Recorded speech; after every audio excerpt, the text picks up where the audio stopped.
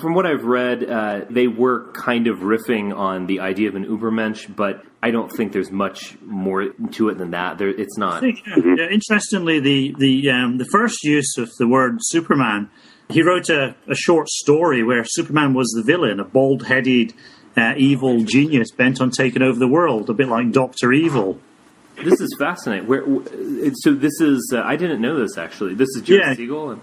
Yes, he wrote a story, I think it's in 1933, called The Reign of the Superman, and that didn't really go anywhere. And then, but later he obviously completely changed the idea of Superman, but he kept the name the Superman. That's fascinating.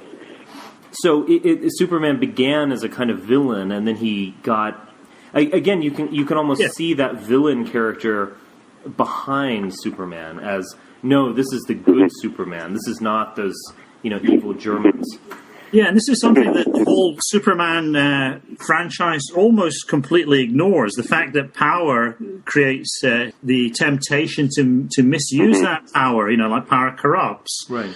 And you very seldom see that in Superman, though it sometimes makes a kind of brief appearance.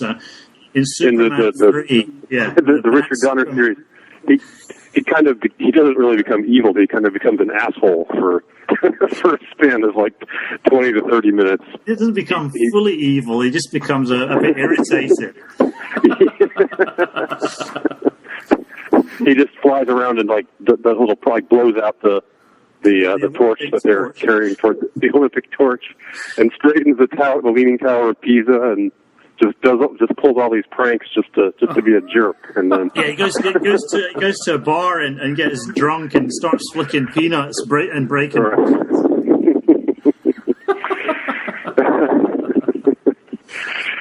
I can't remember why, though. I mean, it must have been something that happened. Colin mentioned that Richard Pryor put cigarettes into kryptonite or something. Yeah. I just watched the movie this morning, right? It's an amazing film. We recommend this to everyone.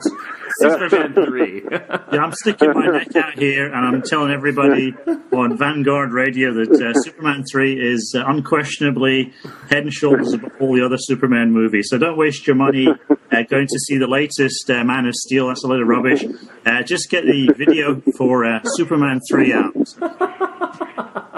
There you go. Now, the reason Superman goes bad is because the bad guys who are, I think, Robert Vaughn and Richard Pryor. Robert Vaughn. Yeah. Richard Pryor, of course, he's a... Richard Pryor's isn't he kind of a likable bad guy, or like a sort of roguish character? But bad guy with the heart of gold kind of thing, yeah. Yeah, right. It's good in the end. Anyway, he's obviously, as you'd expect from his persona, he's cast as a computer genius. And he's given the task of synthesizing kryptonite.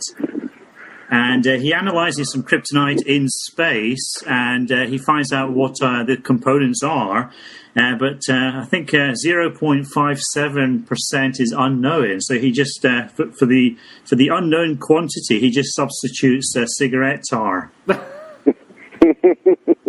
They're trying to kill Superman, but this doesn't actually kill him, but it sort of interferes with his moral compass. And so he becomes this kind of conflicted character. So he has a dark side and a light side, and so he gets a bit moody. He starts playing pranks. He starts being a bit of an asshole. He doesn't shave, I remember, right? He grows some stubble. And oh, yeah. They put a bit of stubble up into it to sort of make that visually apparent. And he starts kind of hitting up on his on Clark Kent's old high school sweetheart.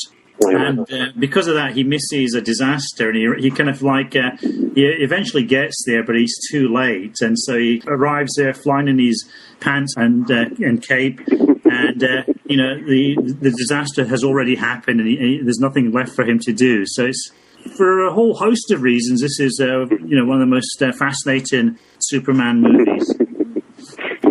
It sounds like it.